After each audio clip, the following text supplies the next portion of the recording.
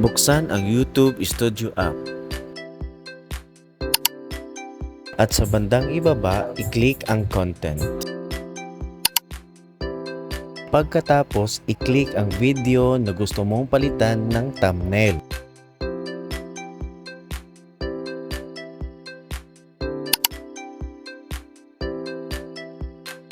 Sa bandang itaas, i-click ang Edit Tools.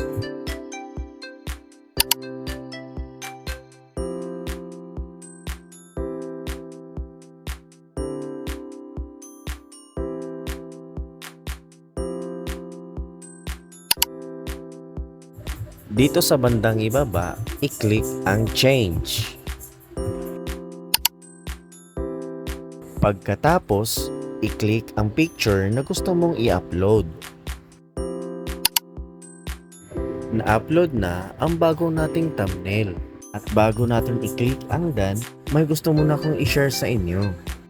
Dito sa baba, may makikita kayong suggested thumbnails at pwede ninyong gamitin as thumbnail sa video nyo. Okay, i-click na natin ang done.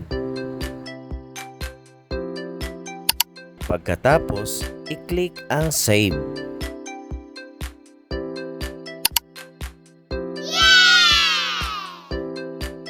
Okay, natapos na ang ating tutorial.